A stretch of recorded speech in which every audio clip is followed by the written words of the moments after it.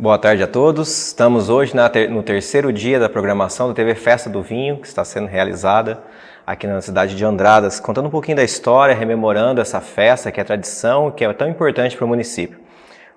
Espero que você tenha acompanhado e esteja acompanhando os demais dias. Se não tiver, pode entrar nas redes sociais, você pode conferir toda a programação, que com certeza você vai gostar bastante. Hoje estamos aqui para falar sobre uma questão muito importante, o mercado do vinho e as perspectivas do vinho brasileiro.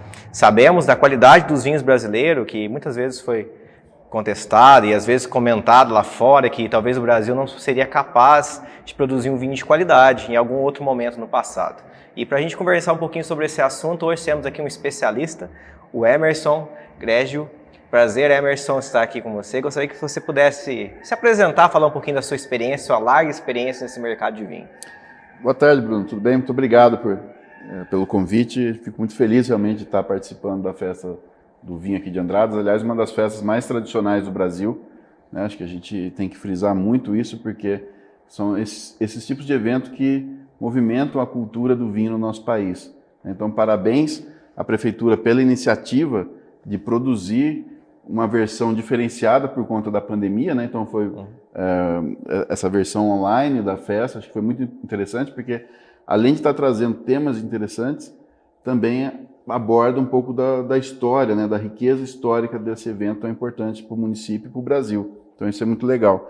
E a gente fica contente de estar participando aqui desse momento, desse tema tão importante e de interesse de muitas pessoas, porque quem trabalha hoje com vinho ou quem está estudando sobre vinho, é fundamental entender o mercado do vinho brasileiro. Então isso é muito, muito bacana, fico muito feliz de poder estar aqui com vocês. E falando um pouco do meu trabalho, eu já tenho algum tempo, assim, a gente divide, né, quando a gente mexe com vinho, a gente divide entre o tempo de litragem que a gente tem com o tempo de profissional. Então, se a gente for pegar a parte de litragem, ela me acompanha já há um bom tempo, né? Vamos falar, eu vou entregar a minha idade, mas já vai um bom tempo. Não é necessário. Não é necessário, mas dentro da parte profissional, já assim, desde que a gente começou a estudar sobre vinho, a entender sobre o vinho, a buscar diferenciações do vinho, já me acompanha desde a minha carreira profissional anterior, que é a de marketing e comunicação, há uns 20, 25 anos. Né? E há 4 anos eu me dedico exclusivamente ao mercado profissional do vinho, através de eventos, feiras que a gente realiza lá em Campinas, eu sou de Campinas, e também cursos onde eu dou aula, degustações, jantares harmonizados. Então a gente procura trazer um pouco da cultura do vinho de uma forma onde as pessoas tenham uma vivência, né, que a pessoa possa vivenciar uma experiência diferenciada. E aí ela tem uma visão do vinho que agrade ela, que seja positiva para ela. Então é um trabalho que a gente faz, um trabalho de formiguinha, mas que tem dado bons frutos. Tem rendido bons resultados. Aí, né? Com certeza.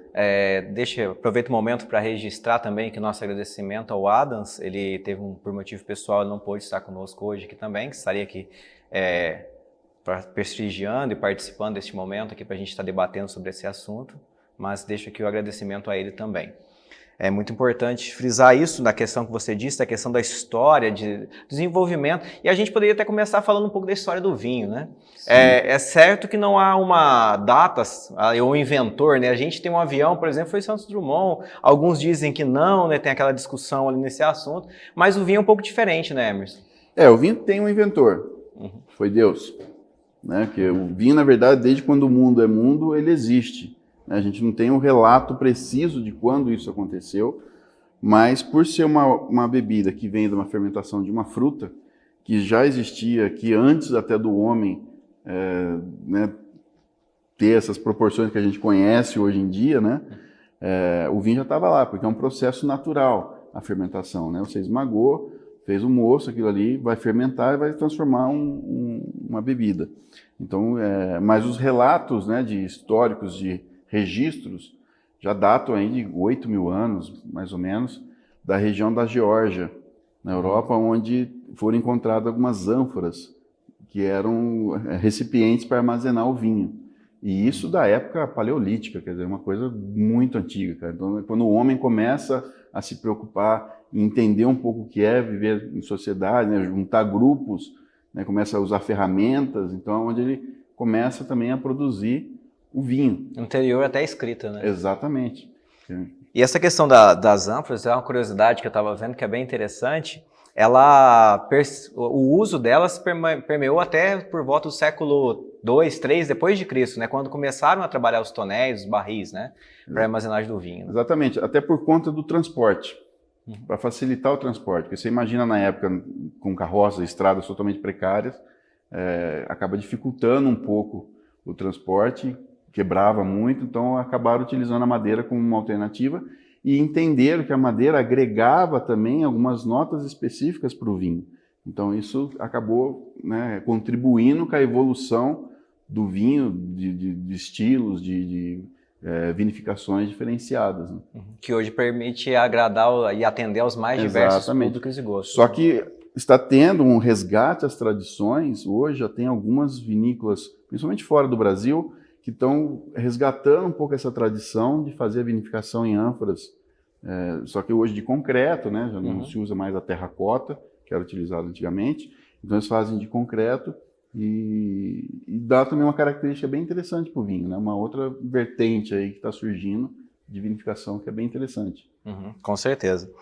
E no Brasil, como que se deu essa história? Foi ele mesmo com Brás Cubas, que chegou na região de Cubatão, depois foi subindo, Taubaté... O Brasil, apesar de a gente ter uma história de vitivinicultura muito recente, mas desde a época da descoberta, o pessoal tenta plantar uva aqui no Brasil. Até por conta de o tempo que levava nas viagens pelas embarcações, muitas vezes o vinho chegava aqui já comprometido. Então eles buscavam alternativas para achar lugares que conseguissem plantar as uvas.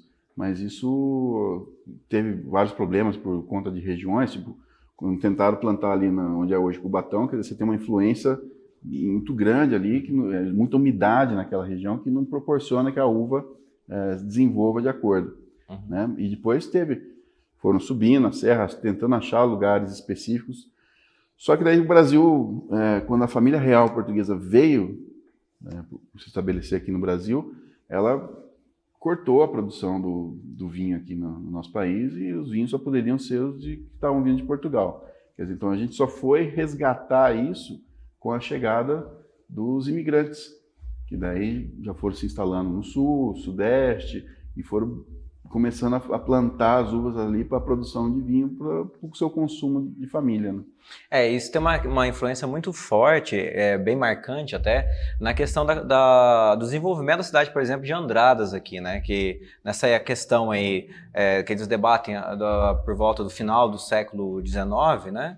Os imigrantes italianos, eles começam a produzir uvas. A princípio eles produziam para si, para o seu consumo, produção de vinho, e a gente tem relatos aí que divergem até aí de pouco mais de 60 vinícolas ao longo dos tempos, né? E uma questão muito importante que você falou, Emerson, é a respeito da questão da tradição, né? Hoje a gente vê, por exemplo, a região nossa aqui, do sul de Minas, Jundiaí, região do sul do país, principalmente, que é muito forte ali a produção deles aí, é a maior produção do país, lógico, está concentrado lá cerca de 80%, um pouco mais que isso, da produção nacional é proveniente do sul, né? E isso está muito ligado à questão da agricultura familiar também, né? Sim, essa produção que começou ali para o sustento da família, começa a ganhar mercado. O cara fala, pô, estou fazendo aqui, está sobrando, eu tenho quem quer comprar, ele começa a buscar com uma alternativa, uma fonte de renda alternativa. E isso vai desenvolvendo esse trabalho das famílias nessas regiões.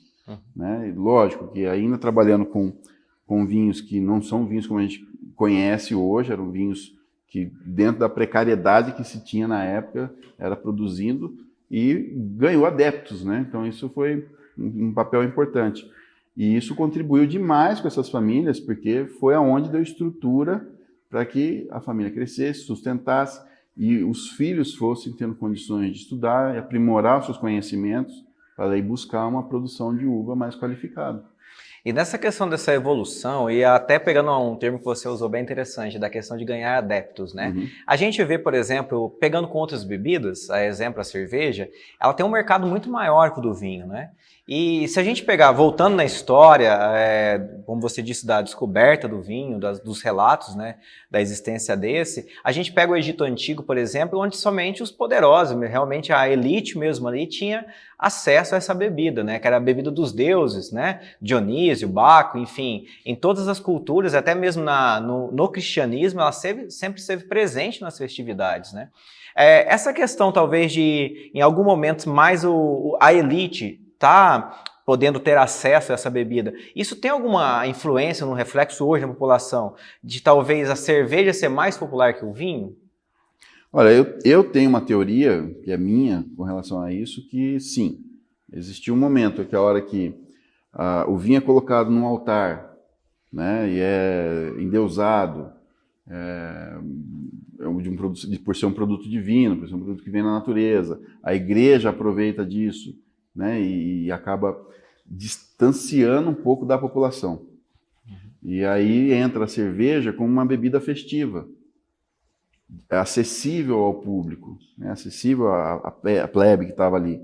Então isso realmente, no meu ponto de vista, estudando, né, essa evolução histórica aí, a gente vê que houve, no meu ponto, que houve um momento ali que distanciou realmente o público e acabou enobrecendo demais o vinho, não pela essência de como ele é produzido, né? A gente tem que entender que a essência do vinho é muito simples, né? As pessoas que produzem o vinho são muito simples, né? Ela faz aquilo que é por paixão realmente, mas muitas vezes como ele é vendido, como acaba sendo, não vendido em termos de valor, mas como ele é apresentado, ele acaba sendo um pouco nobre, né? Tem aquela denotação de nobreza. Então isso aí pode ser uma coisa que tenha afastado a população de que só pode beber vinho quem entende de vinho, né? Então isso aí pode ser uma coisa que tenha afastado o público do vinho e ter dado essa diferenciação, sim. É um ponto de vista meu, né? Não é um ponto de vista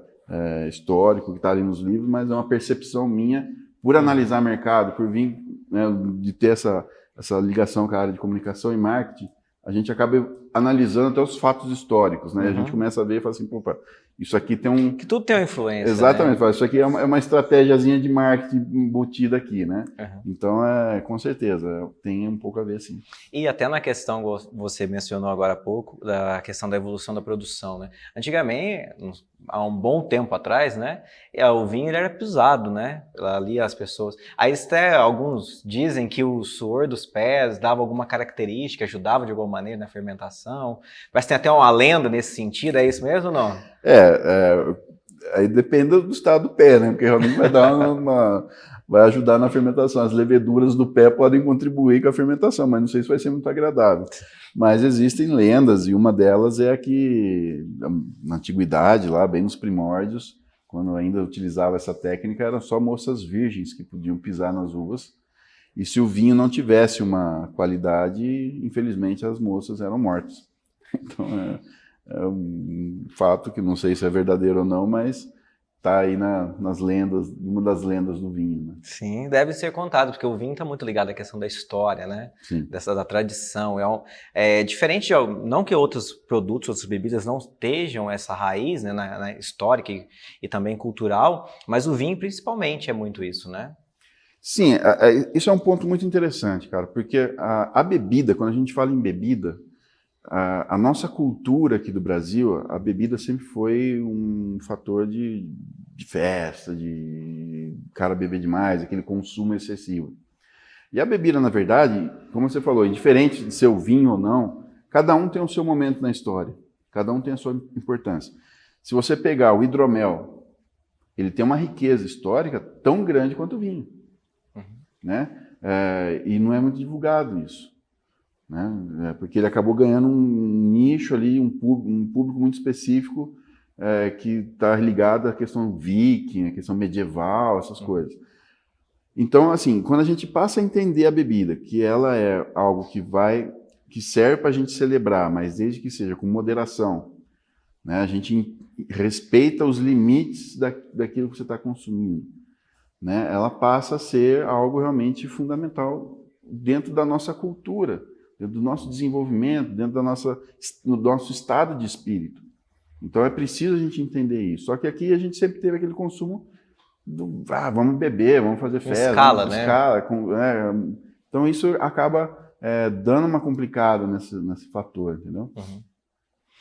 E até uma questão que a gente vai debater um pouco mais à frente, mas é importante mencionar talvez nesse momento também, né? Diferente de outros países, o Brasil ainda vê o vinho não como um alimento, né? Mas como uma bebida, né? Ali. Justamente por conta disso, né? Uhum. Você não tem aquela cultura, igual em outros países tem, dessa questão do vinho ter tá muito ligado à cultura daquele lugar, daquela região, das pessoas valorizarem aquilo, né? A gente não tem essa valorização de produtos nacionais, diferente do que a gente tá pondo, seja bebida ou qualquer outro produto. Quer dizer, é muito difícil para o brasileiro valorizar o que é feito aqui, né? Então, são fatores que a gente precisa trabalhar muito esse conceito junto com o público para que possa a coisa evoluir de uma maneira adequada. Né? Sim, tanto é que a gente vê cada vez mais o público brasileiro, aí, os vinhos brasileiros ganhando espaço, né? Não só nas prateleiras e gôndolas e nas mais diversas formas de venda, plataformas de vendas digitais hoje no Brasil, né? Mas também tem crescido esse entendimento das pessoas lá fora, né? Da questão do reconhecimento ali, ainda que não de uma maneira não tão exponencial, mas já é uma realidade, né? Já estão se debatendo. Que até um tempo atrás, as pessoas vinham a questão, o Brasil não produz vinho de qualidade, né? Que até acho interessante você falar um pouquinho sobre isso aí. Existe vinho que não tem qualidade, mas as pessoas debatiam, vocês fazem de vinho americana, né? O vinho de mesa, a uva de mesa. Então não é um vinho de vitis vinífera, né, ou híbrida que seja. Então o vinho de vocês não tem qualidade. Era uma questão debatida no passado, eu acho que isso não é muito abordado hoje, né? Mas como fica essa questão? Existe vinho que não tem qualidade ou é questão de paladar, de gosto? Como que é o perfil do consumidor? Vamos lá, eu vou dar um gole antes, que esse é um fator bem delicado que a gente precisa abordar. Já vou deixar um brinde aqui para todo mundo que está acompanhando a gente, e um brinde para vocês também. Mas vamos lá, vamos por partes. A questão de qualidade do vinho, cara, ela está muito ligada à percepção da pessoa. E essa percepção ela tem que ser analisada da seguinte maneira: esse vinho me agradou ou não me agradou? Quando a pessoa fala que o vinho é ruim, é porque o vinho está com defeito. E nós deduzimos que se um produto vai para o mercado, ainda mais um produto que pode ser prejudicial à nossa saúde, é um produto que está vivo, é um produto que está em evolução, é um produto que tem um processo de produção muito rígido, né? Órgãos reguladores que precisam aprovar esse produto. Se ele está com algum problema, ele não vai para o mercado. Né? Então, já começa por aí. Então, a gente precisa identificar... Não é bem assim, né? Não é bem assim, a coisa é diferente. Então, assim, o vinho, ele pode não me agradar. Tem muitos vinhos, já tomei vários vinhos importados, vinhos caros, vinhos baratos, vinho nacional, vinho de outros países, enfim, vinho suave, seco, várias maneiras. Porque não agradou o meu paladar, mas eu não posso justificar que aquilo ali é ruim, que não tenha qualidade, não me agrada. E aí gera, né, o ser humano tem muito isso, né? Quando a gente fala, Bruno, não vai por esse caminho, porque esse caminho é um problema. Você vai chegar para o outro e falar assim, não vai por esse caminho aqui porque mataram uma pessoa ali. E aí você começa a aumentar a coisa de uma tal maneira, e isso acaba acontecendo com o vinho. Né? Então, muitos comentários sobre determinadas coisas, às vezes pode queimar um produto, pode queimar uma empresa. Então, a gente tem que ser muito sutil na hora que a gente vai fazer esse tipo de avaliação, tanto no vinho como em qualquer outro produto, como eu falei, porque isso pode ser muito prejudicial, né, cara? Então, é um fator muito delicado. A característica do Brasil desses vinhos, né, os vinhos de mesas brasileiros feitos com uvas americanas, ele tem um fator muito importante para a nossa história.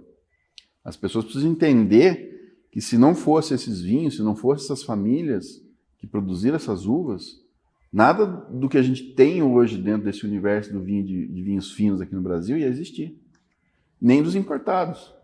Porque não ia ter condições de evoluir o conhecimento, não ia ter investimentos em cima disso.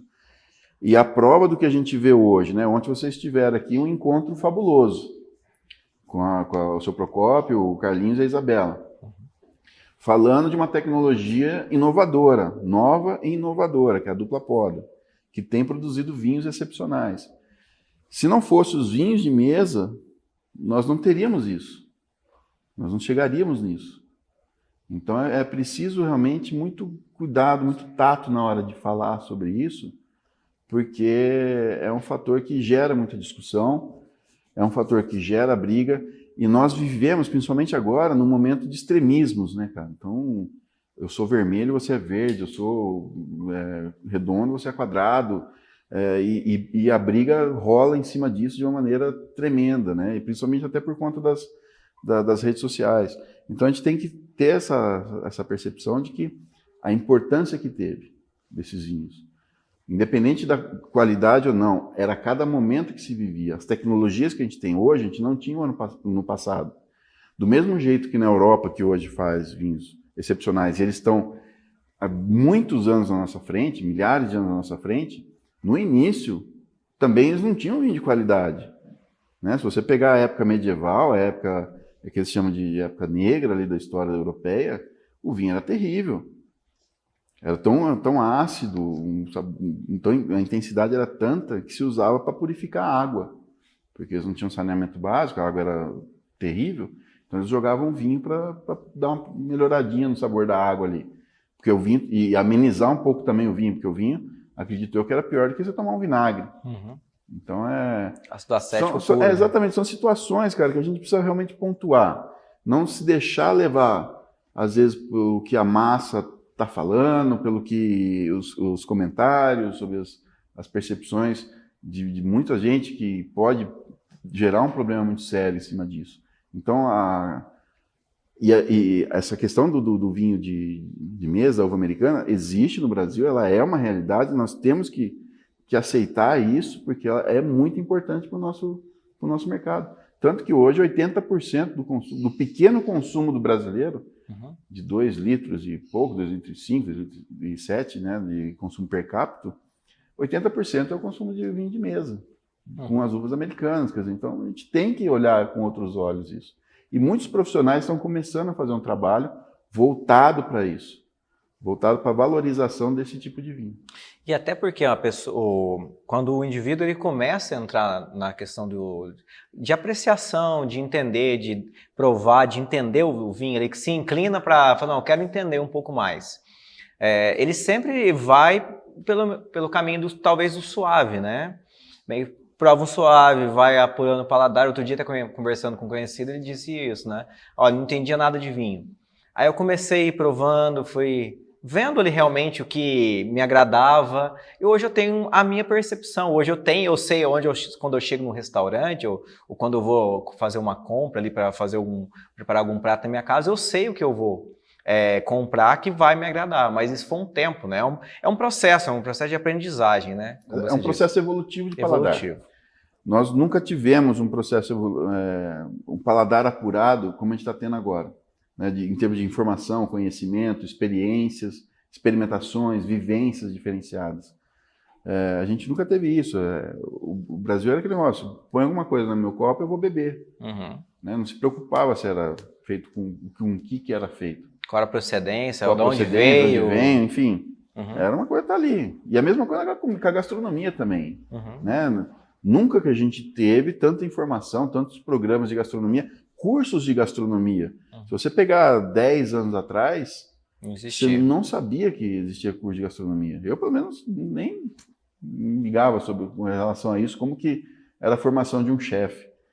Então, é preciso a gente entender essa evolução. E a mesma coisa do paladar, quer dizer, a gente vem de um processo de produtos que a gente não tinha procedência nenhuma. Aí, de repente, começam a surgir tipos diferentes, processos diferentes, quer dizer, isso vai mostrando uma evolução. E aí você vai evoluindo, né? Eu brinco muito que eu falo assim, a gente tomava coisas que hoje eu olho para trás e falo, meu Deus do céu, né? O que era aquilo, né? Mas não que era ruim, É que hoje, você vê na evolução do seu paladar, você fala, puxa vida, era muito diferente. Né? E a gente tem que respeitar esse tempo. Né? Porque muitas vezes você pode assustar. Se você vai dar um pulo muito grande, você pode assustar o seu paladar. E aí você vai travar. Né? Quem fez um trabalho muito bacana disso, que é um exemplo muito legal, é a cerveja artesanal. Quer dizer, nós vivemos um tempo bebendo um estilo de cerveja. Né, as Pilsen americanas, quer dizer, aquelas cervejinhas leves, para você tomar cada vez mais gelada, para tomar bastante. Aí, de repente, começam a vir as cervejas artesanais com processos diferentes, produtos diferentes, mais intensas, mais encorpadas. E aí você fala, opa, tem uma coisa diferente aqui. E aí você pode ver que o cervejeiro, ele não deixou de tomar cerveja. Ele aceitou e foi evoluindo gradativamente. Né? Então, entrou as cervejas de trigo, aí foi entrando as lagers, aí foi evoluindo, até chegar numa IPA, que e outras tantas que são consideradas cervejas bem fortes. Quer dizer, e o vinho tem isso também. Você tem vários tipos, vários estilos que vão agradar todos os tipos de paladares em todos os níveis. Então você precisa identificar isso. E você precisa ter profissionais qualificados para orientar as pessoas que estão entrando, que querem entrar no mundo do vinho, que querem conhecer mais sobre vinho, que querem evoluir, né, com os aromas e sabores do vinho. Eles precisam ter profissionais capacitados para estar orientando de uma maneira adequada também para não assustar. Com certeza. É todo um processo, né? Exatamente. A gente vai para um rápido intervalo, pessoal, não saia daí, a gente volta já já.